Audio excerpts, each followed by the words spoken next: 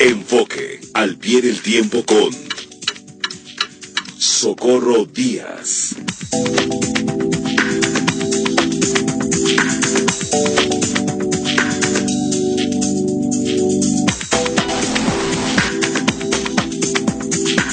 Querida Socorro Díaz, pues ya te había presentado, pero va de nuevo porque nos traes algo bien interesante como siempre. Pues mira, Adriana, el próximo domingo 5 se cumplen 100 años de la Constitución que se aprobó en Querétaro en 1917.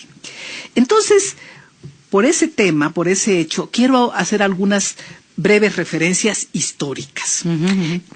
El pueblo mexicano nació a la vida independiente mediante la lucha y ha dado las batallas necesarias con un propósito reiterado: tener una vida en común, ser una comunidad de valores e intereses regida por normas claras, por leyes conocidas por todos y respetadas por todos. Yo creo que, y lo creo que de manera sincera, si hay algo distante a nuestro ser colectivo, profundo, son las prácticas de la arbitrariedad, el desorden, la aplicación selectiva de la ley, el abuso de los poderosos contra los débiles, aunque tengamos hoy que reconocer como un enorme desafío el déficit de Estado de Derecho que se vive en el país. No hay que olvidar que este pueblo, sobreviviente a numerosas catástrofes, entre ellas las epidemias que lo diezmaron hace casi 5 siglos con la llegada de la dominación española, vivió más de 3 siglos bajo la bota de la explotación, la discriminación, el sistema de castas que dividía a la gente por el color de la piel y el lugar de origen. Nuestros antepasados vivieron en una sociedad que sintetizaba el abuso, por ejemplo, de los comerciantes peninsulares o criollos contra la población indígena, en un refrán que todavía se oía hasta hace pocos años en los mercados del país: bien vendido o bien podrido. Esto es, si el producto estaba fuera del presupuesto ínfimo de la clientela indígena, el vendedor prefería que se pudriera antes que bajar el precio. De esas realidades tremendas de orden económico, político, social, es que nace la vocación juridicista del pueblo mexicano, como diría mi bien recordado amigo Miguel Ángel Granados Chapa. Y la idea también hace la idea profunda de que queremos que existan leyes que a todos protejan y a todos obliguen. Y es que pensamos que la ley es el mínimo de moral que una sociedad necesita para vivir. De esa búsqueda dan cuenta la Constitución de 1917 y sus diversos antecedentes formales o doctrinarios.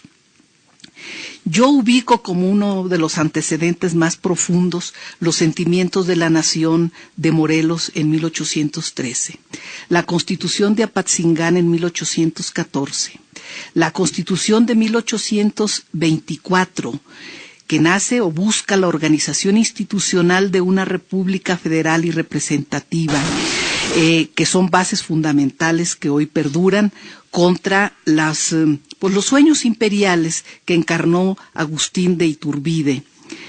Cito la Constitución de 1857 y esa asamblea que la aprobó y donde se reunieron gigantes como Francisco Zarco, Ponciano Arriaga, Guillermo Prieto, Santos Degollado, padres de las libertades básicas que conocemos, la libertad de expresión. Fíjate si no será irónico, la gran defensa, por ejemplo, de Zarco fue la libertad de expresión, la libertad de prensa en la Constitución de 1857.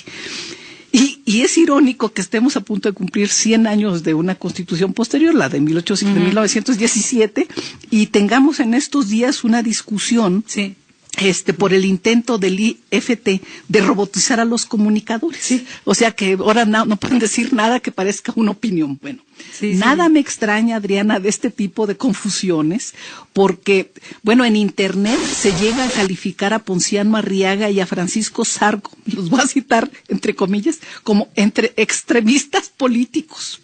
Uh-huh. Bueno, los ignorantes anónimos que lo hacen no solo desconocen la historia de México, sino que posiblemente no han leído una línea de los debates del Constituyente de 1857, que llegaron a acuerdos en lo fundamental que perduran. La soberanía de la nación reside en el pueblo, la división de poderes, la prohibición de fueros y privilegios, la prohibición de la tortura y de la pena de muerte.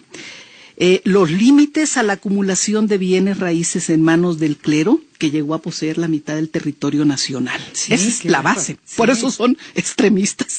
Después de la batalla entre liberales y conservadores, después de derrotar la intervención francesa y de fusilar a Maximiliano, también llegaron las leyes de reforma y triunfan. Son las bases del Estado laico y de muchos de los derechos y libertades fundamentales de los mexicanos. Y triunfa Juárez en 1867.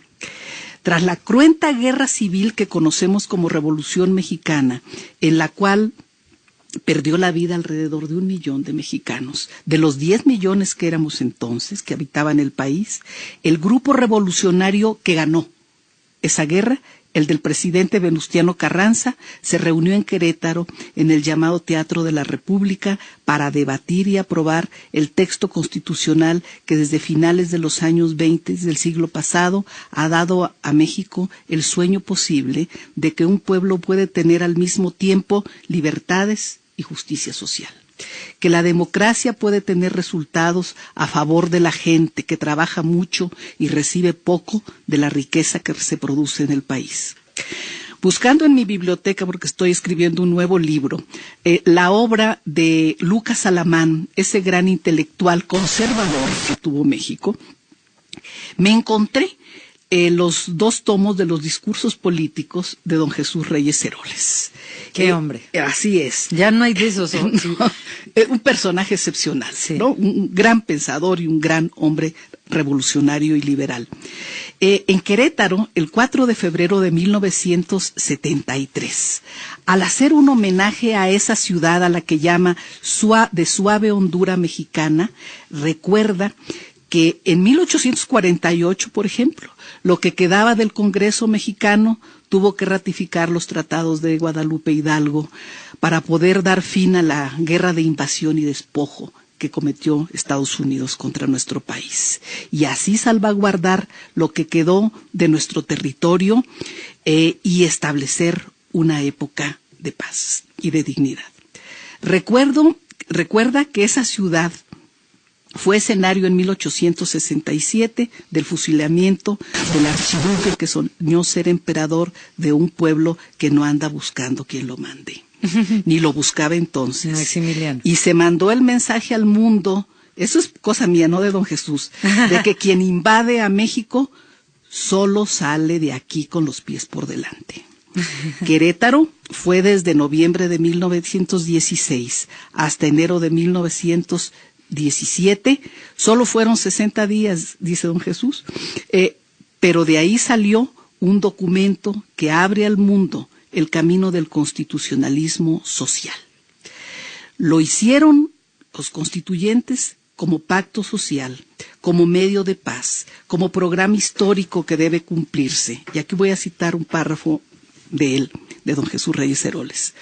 Lo hicieron hombres que venían del campo, de los talleres, que olían a las batallas que habían librado para superar para siempre el México de los privilegios y desigualdades, el México de los marginados y vencidos en su propia patria, el México de la injusticia para muchos y el privilegio para pocos. Hasta aquí la cita. Y porque hoy vivimos retos excepcionales, creo que debo decir que porque somos una nación y un pueblo acostumbrados a pelear y a negociar, a dar batallas y a construir la paz, y porque tenemos un largo camino todavía para construir la meta mayor, una mejor sociedad, México, podemos decirlo con toda convicción, vive, ha vivido y vivirá. Qué interesante reflexión, pero lo que me parece más interesante, Socorro, qué bueno que nos traigas hoy lo que pasó antes y todo lo que se luchó y lo que hablas de la revolución, de más de 1 millón de mexicanos que ahí murieron, lo que se trabajó, los ideales que había de entonces a la fecha. para tener presente lo que se ha venido trabajando para estar donde estamos con todo y las insatisfacciones que tenemos, como tú lo acabas de mencionar, de que el dicho de que hay a quienes no les ha hecho justicia la revolución sigue estando vigente. Por supuesto, millones de mexicanos a los que no les ha hecho justicia la revolución, ni han podido ver como una realidad concreta el sueño de un país en el que se viva con libertades y con justicia para la gente que necesita. Sí. ¿Tú qué opinas? Ayer conversaba en este espacio con Porfirio Muñoz Ledo y conversábamos, bueno, le dije el padre de la Constitución de la Ciudad de México, porque él tenía años trabajando en eso. Digo, así como tenemos el padre de la patria, tú eres el padre de la Constitución de la Ciudad de México. Se rió, ya ves qué hombre, qué lucidez. Así es, un talento extraordinario, una inteligencia excepcional. Sí, fue un placer escucharlo a Porfirio ayer aquí. Y le preguntaba sobre la Constitución política, la de 1917, si él consideraba, o algunos opinan, que hay que hacer otra, que borrón y cuenta nueva. Recuerdo al doctor Ignacio Burgó Orihuela, que fue un querido amigo y colaborador aquí en Enfoque Noticias mucho tiempo, y él decía, no hay que hacer otra, solamente respetemos la que ya tenemos. Es como los 10 mandamientos, ¿para qué inventas otros mandamientos? El no robarás, el no matarás, o sea, punto, ¿no? Claro. Y él decía que no estaba ni de acuerdo ni en una cosa ni en otra, ni borrón y cuenta nueva, pero que estamos en otro siglo y que así habría que hacer algunas, pues, adecuaciones, porque dijo, se ha desvirtuado la mística y el origen de lo que en 1917 se hizo de nuestra Constitución. Estamos por cumplir 100 años, el domingo así será.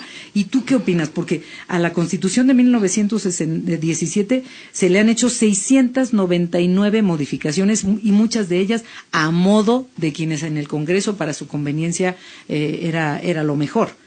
¿De sus 138 artículos son? 136 artículos. ¿De dónde saqué? De los cuales 20 y tantos no han sido modificados nunca. Nada. 23. A mi punto de vista, mi punto de vista es que son artículos que son acuerdos en lo fundamental.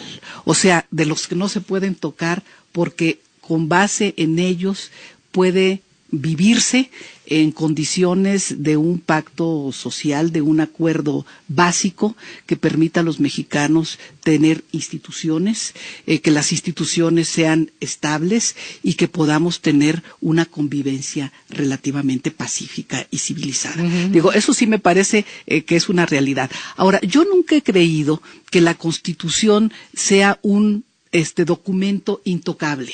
¿No? Creo que la Constitución, como todos los documentos que forman parte de una realidad social, que expresan un acuerdo social, se van modificando conforme la realidad de esa sociedad va cambiando. Como el idioma, como un idioma. Sí, así es. Vivos. Han cambiado, la sociedad mexicana ha cambiado enormemente en un siglo. Nadie puede pretender que no cambie la Constitución.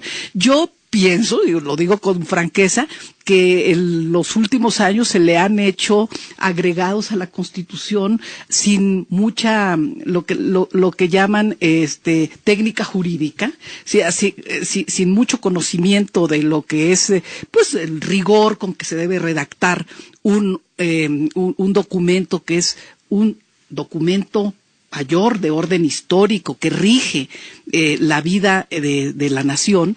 Pero soy de la idea de que la Constitución en México debe irse adaptando a las circunstancias nuevas, y lo de borrón y cuenta nueva no me parece un proyecto ni muy que pueda ser muy exitoso, y por otra parte tampoco lo encuentro muy viable en las condiciones. Llegar a un acuerdo para esto es muy difícil. Quizá en algún momento tendrá que hacerse alguna depuración, alguna corrección en asuntos relacionados, por ejemplo, en materia de telecomunicaciones, se hablaba de eso. En materia de acceso a la información, en una serie de temas de esta naturaleza, de nueva generación, vamos a decir. Del siglo XXI. Exacto, que no estoy muy segura que debieron haber ido hasta la Constitución, que quizá podrían haber quedado como una ley reglamentaria o ley secundaria, Pero en lo fundamental no creo que un documento como la Constitución sea un dogma de fe intocable. Creo que debe irse adaptando a la realidad social y política de nuestro país y económica.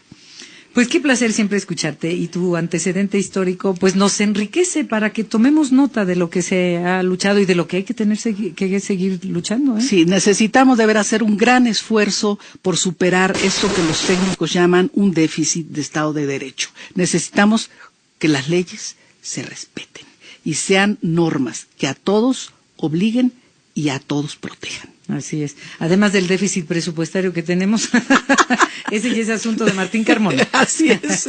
Pues muchas gracias, Socorro.